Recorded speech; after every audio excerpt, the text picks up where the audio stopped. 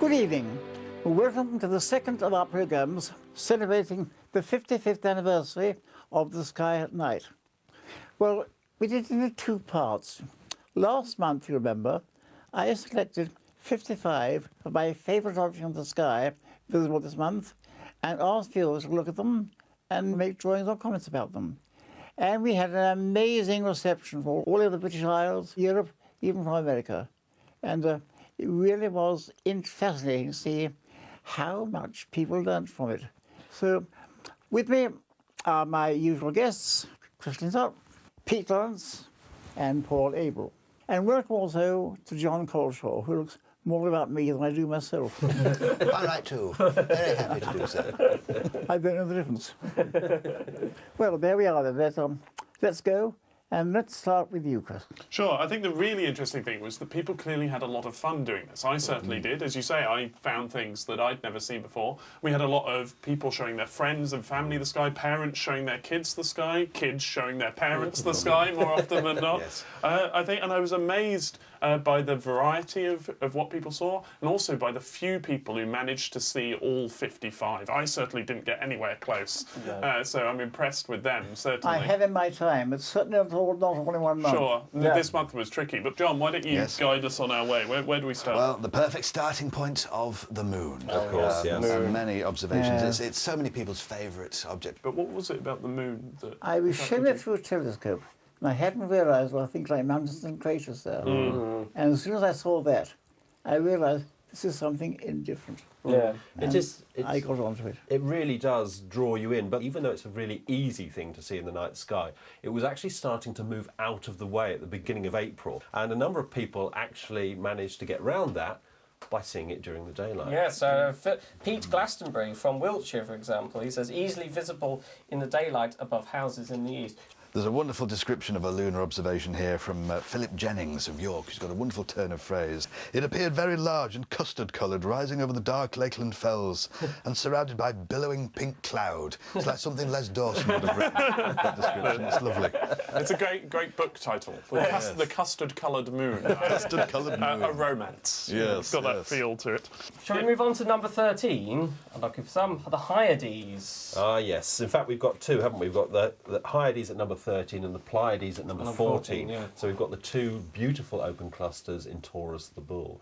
I always find the Hyades best with binoculars. I think telescope, and the Pleiades as well. The telescope just spreads it out too much. I did like Pat Clough from Wickham Astronomical Society saw the Hyades, she says, very low west, fading into the London exhaust fumes. So, if that's not poetic city astronomy, I don't know what Maybe we is. should get a book going on that, poetic astronomy. I think absolutely.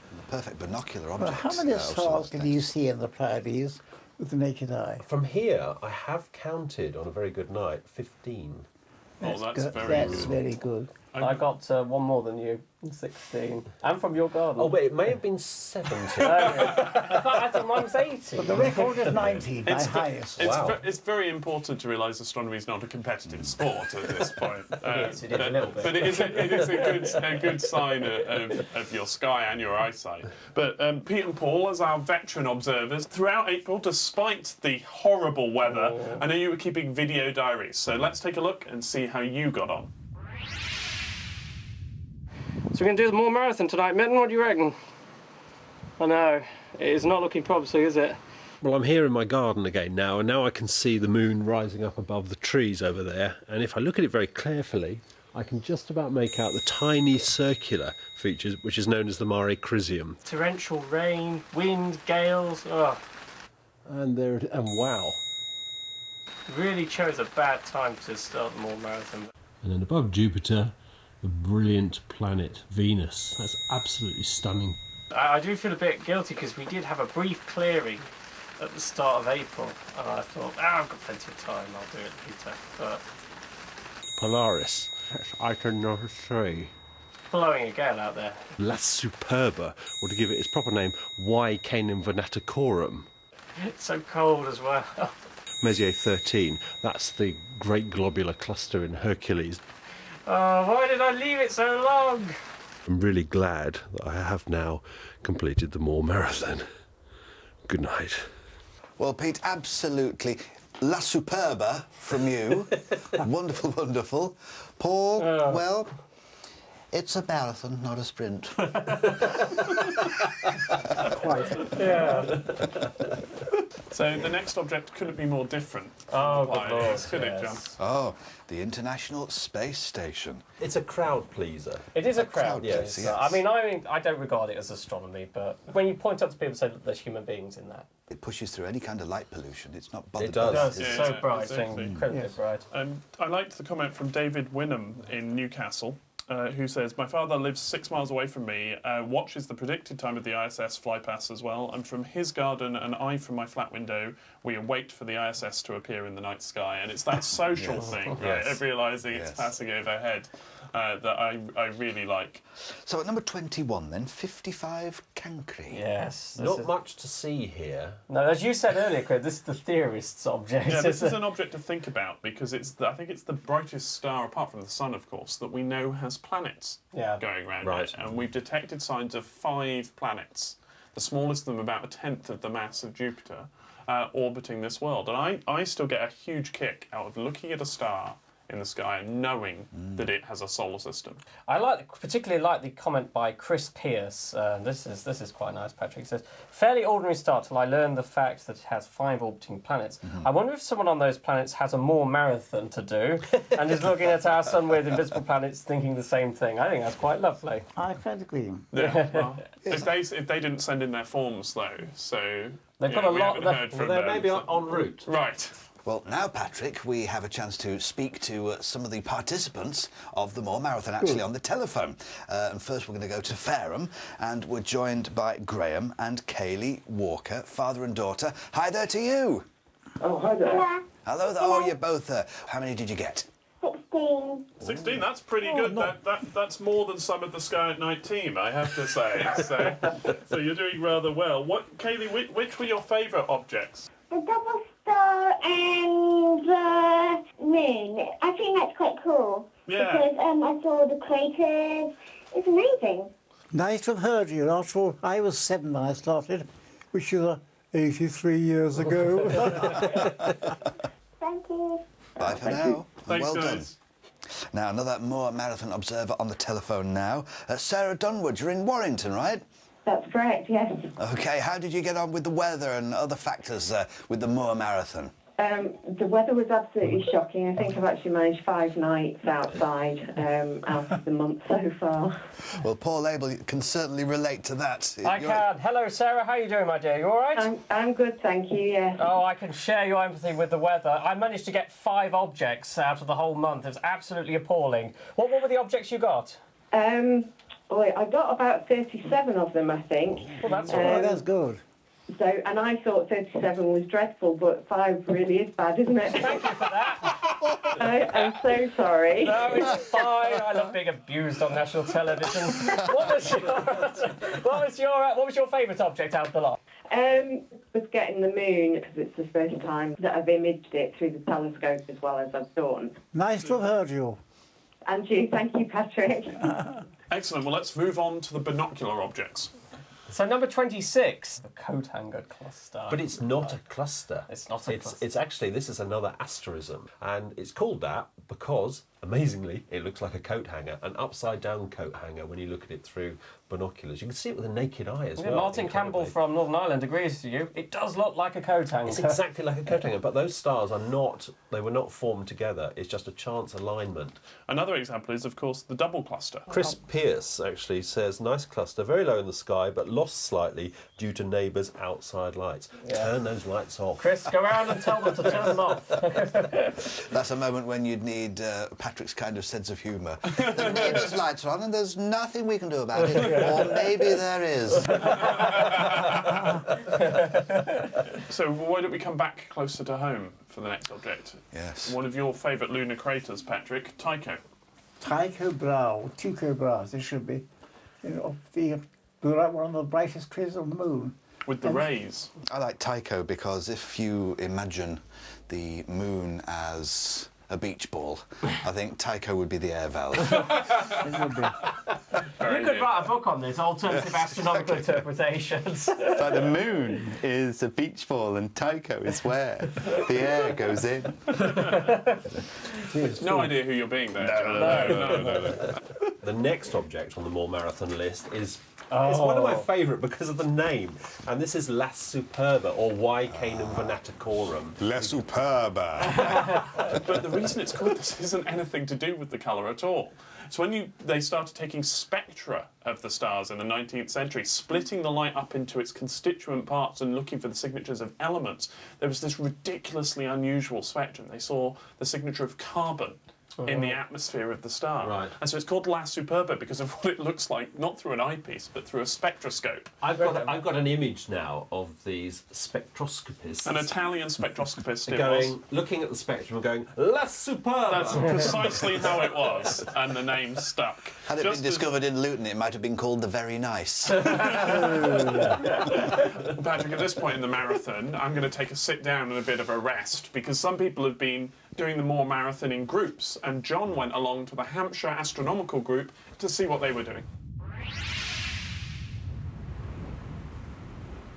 It's a very windy day in Hampshire, overlooking the village of Clanfield. It's not raining, at least, but unless this wind dies down, we won't be able to open the domes and see some more of those breathtaking astronomical objects as part of the Moor Marathon catalogue. Well, I've very much been enjoying taking on the challenge of the Moor Marathon at my home in Lancashire, and in London too, despite some of the light pollution. And I'm glad to say I managed to get a fair few on that list, such as the Moon and Mars and Polaris and the Pleiades, the rings of Saturn, as well as some of those deeper sky objects such as M81 and M82, and the Beehive Cluster and La Superba, that wonderful red star. But I've come here to this wonderfully atmospheric spot to join the Hampshire Astronomical group here in the village of Clanfield, and I hope they'll help me find a few more on that list of the Moor Marathon. The group is 52 years old, and they finally settled on the Clanfield site back in 1972. They have nearly 200 members and run star parties and events all year round. And with them tonight is that stalwart and very good friend of the sky at night, John Mason.